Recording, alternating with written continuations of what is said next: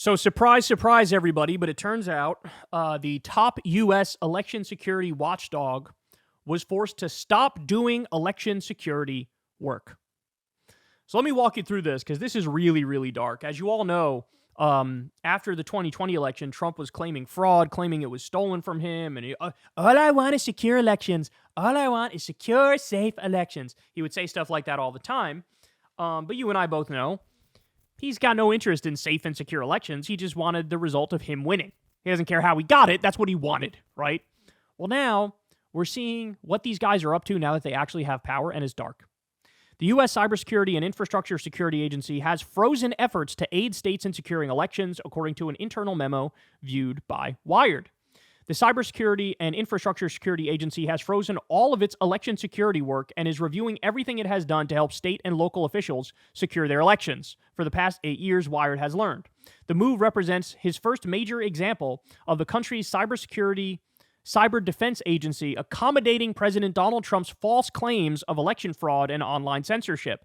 In a memo sent Friday to all CISA employees and obtained by Wired, CISA's acting director, Bridget Bean, nice name, said she was ordering a review and assessment of every position at the agency related to election security and countering mis- and disinformation, as well as every election security and mis- and disinformation product, activity, service, and program that has been carried out since the federal government designated election systems as critical infrastructure in 2017. CISA will pause all election security activities until the completion of this review. The agency is also cutting off funding for these activities at the Elections Infrastructure Information Sharing and Analysis Center, a group funded by the Department of Homeland Security that has served as a coordinating body for the elections community. In her memo, Bean confirmed that CISA had, as first reported by Politico, placed employees initially identified to be associated with the election security activities and the MDM program on administrative leave on February 7th. It is necessary to rescope the agency's election security activities to ensure CISA is focused exclusively on executing its cyber and physical security mission, she told employees in the memo. So this article goes on. You can go read the rest of it, but this should be a slap in the face. This should be an eye-opening moment for you. Because Trump never had any concern about election integrity or finding the fraud. He just wanted to have an excuse to say, I won. That's all he wanted. And look, we have to call a spade here. Something I apparently say a lot according to you guys. But a lot of questions are being raised about the last election. And honestly, I think they're legitimate questions. Because there's a whole bunch of things that don't really add up about the last election, and it makes you wonder just how much control of crucial voting systems people linked to Trump had, right? So here, let's start by taking a look at this. Shout out to Cody at Some More News. Just listen to what was said leading up to the election. Some of these things are quite eye-opening. More ways than one. And he knows those computers better than anybody, all those computers, those vote-counting computers. And we ended up winning Pennsylvania like in a landslide, so it was pretty good. It was pretty good. So thank you to Elon. He knows those computers, those vote-counting computers. You know, there was also a moment where Rogan said something that was kind of curious. He was telling a story about how Elon on election night was on his computer looking at the results, and very, very early on in the night, before anybody knew what was happening, Elon closed his laptop and said, "It's done," and walked away. Again, before anybody actually knew what was going on. Okay, all right, we're not done. There's some new gems in here that I have to show you. What an odd way to say that. To thank Elon Musk because he knew about the vote counting computers. He didn't have anything to do with the computers. But okay, it's Trump. Dude says a lot of stuff. Stuff just pours out of his wobbly little mouth. It's hard to know what's true. Do we have anyone who could clarify this? Yeah, I guess so. All right, we got mini-me here. Yeah, We're in you got the vibe. SpaceX and quietly just do whatever we want. When we're at SpaceX, we just quietly do whatever we want, he said. All right, we're not done. what's your assessment? Did this work? Is he going to win? Yeah, it is. Not for now. No. I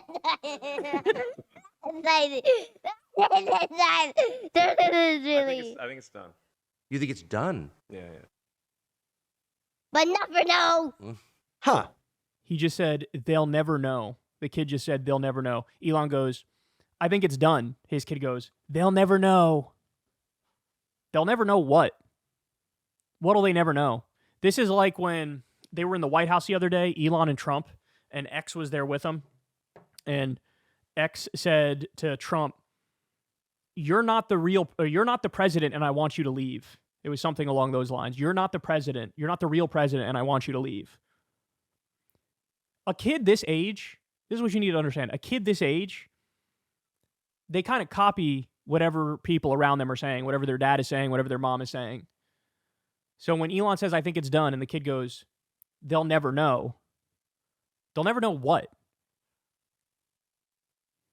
Wait, it gets darker. Ready? I'm not fluent in child. I'm taking night classes, but did Elon's son just say, at SpaceX, we quietly do whatever we want? And then when Elon said he's confident about the election results, did the child say, they'll never know? Huh. Listen, I'm not a conspiracy guy, nor do I think Elon is smart enough or that anyone could use satellites to hack an election. But that's extremely weird, right? Equally weird that the version of this clip that Tucker Carlson posted abruptly cut all of that out. Should we help President Trump? Yeah. Well, you have. I mean, it looks. I started this. I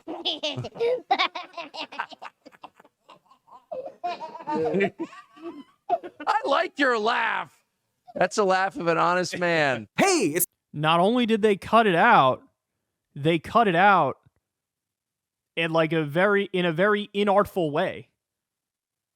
They cut it out in a very inartful way. Like, it was very clear there was a hard cut there. Why would you cut that out? Oh, boy. It's like cutting out the Nazi thing before. It's just weird. Like, again, just speculating, but it seems like Elon had perhaps said the words, they'll never know, to his child in relation to the election, and then Tucker cut out the part where he repeated that. And maybe someone should perhaps investigate that.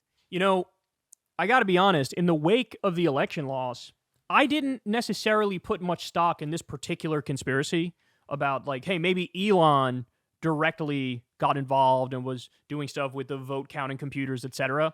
Because that is it's such a difficult undertaking, and I think Elon's a bit of a fucking idiot. Not a bit of an idiot. I think he's just a colossal moron, right? But there were other variations of this conversation, which I thought were much more interesting, but is this possible? I mean, those clips are weird. Those clips are very, very bizarre, and there's been other ones too, but let's dive into the more mainstream issue here, which this is less speculative, less conspiratorial, more based on hard data. And again, keep all this in mind at the same time we're learning, yet again, Donald Trump is basically taking an axe to our election security watchdog, right? That's what he's doing. Now that he has power, he says, oh, I care about, I care about clean elections. I want to make sure everything runs well. I don't want any fraud. He says stuff like that, and then boom, so why are you going after the election security watchdog? Okay, here we go. This is Greg Palast, legendary journalist Greg Palast. First of all, again, I get the 4,776,706 purged. That's from the United States Elections Assistance Commission. And yeah, that's not a multiplier. Purged. You're saying that's great. Okay, 317,000 people challenged by these vigilantes. Just so you know, that came from the group that did the challenges. They proudly announced 317,886 voters challenged by August. They were aiming for 2 million. 2.12 million mail-in ballots got disqualified. That's, by the way, if you're wondering, you know who gave me that number? National Petroleum Radio, NPR, which did an analysis, a very good analysis. And by the way, they found this year that rejected ballots, that 13.8%, 1 in 7 mail-in ballots are rejected. Now, whose ballots are they? According to the state of Washington. Again, this isn't Greg Palast coming up with this stuff. The state of Washington did an analysis of mail-in ballots rejected. And again, it's 1 in 7, that you're 400% more likely to have your ballot rejected if you're black than if you're white. That study just came out. It's not 2006. I wish it were 2006 and all that were gone. Provisional ballots. The United States Elections Assistance Commission, not Greg Palast, says that 42.3%, a lot of numbers here, that's about half, close to half, of all provisional ballots are rejected. So that would be over 1 million ballots thrown in the dumpster. Now, whose ballots? Again, according to the government, your chance of you being shunted to a provisional ballot is 300% more likely if you're Black, Hispanic, or Asian American. And how did this happen? We've always had these Jim Crow effects, but why was it worse this year? According to the Brennan Center for Justice at NYU Law School, and they're the best at this stuff, they said that in 30 states, almost all of them red states, 30 states passed laws making it harder for people of color to vote. 30 states in the past 4 years passed laws that are targeted at removing Black voters. In one case, we did have one judge, thank God, who actually said, this is so clearly targeted with Black people, it's got to go. That was in North Carolina. But for the most part, the courts have said states can do what they want. There's no right to vote in the United States Constitution. That's left up to the states. You have no constitutional right to vote, and that's one of the big problems we have. I mean, these challenges that you described, these vigilante challenges, are just bone-numbingly awful. I mean, it's just it's insane. You lay it all out there in Vigilantes Inc. But what I really wanted to get to, and we get some of it in our chat today, is that these are hard numbers you have. These are not, you're not looking at a small sample size and then multiplying it times some kind of existing understanding about how much. Right. In some cases, we have to use statistical corrections. And one of the big things I have to do is that there's a lot of, you will notice in all the numbers I gave you, like 4.7 million purged, a couple million challenged, 2 million mail-in ballots disqualified, et cetera. If you add it all up, it's way more than 3.5 million. But I'm taking out all the double counting. I'm taking out the fact that a lot of Hispanic men voted for Donald Trump. So you don't want to double count. You want to be very careful. You want to make some adjustments to make sure that you're not overstating. The Jim Crow effect is bad enough at 3.5 million. You don't need to plant evidence at that crime scene. Exactly. No. It's real bad. And you know, and my fellow journalists, come on, this stuff is sitting there for you to do. If NPR could do an analysis saying 1 in 7 ballots are thrown in the garbage, mail-in ballots are thrown in the garbage, why don't you tell us what the effect was on an election? The reason why they don't want to do that is because everybody just spent 4 years correctly saying Trump was an election denier, and he was saying things that were factually untrue about how he won when he didn't, right? And they feel like, oh my God, we'll be hypocrites if we talk about this, because then we're election denying. But the difference is, here we're talking about actual facts and information, real data, real numbers uncovered by a legendary journalist. And in Trump's case, it was just lies. In fact, they had over 60 court cases. A lot of them couldn't even get it to fucking trial because they had zero standing. There was absolutely no evidence for the claims that they were making. When they got in front of a court, Rudy Giuliani said, we're actually not claiming fraud. What happened? You're claiming fraud everywhere in the media, but now when you get in front of a judge, oh, we're actually not claiming fraud. When they did the audit of Arizona, because they were convinced Trump actually won Arizona, not only did Biden win, he won by more votes than what we thought he won by on election day. So their claims were bogus. Their claims were untrue. What Greg Palast is talking about here is real data. What's the exact number again? I think it's 3,565,000 votes short. The votes that were thrown out, the votes that were axed. And this is not the same theory as Elon hacking in and changing the results in the machines. This is a different theory. It's the piecemeal approach that Republicans always take, where they try their best to dismiss votes of communities that they know go overwhelmingly Democratic, and they don't for their own communities, of course. So you'll see this all the time. There'll be one polling place open for a giant population of Black people, and then there's like 17 open for a smaller population of white people. It's because they want all those to count. The older white people, we want your votes to count. We don't want the votes to count for the minority community. This is all a matter of record. We know that they do this. If they find one little thing off, they can just throw out the ballot, right?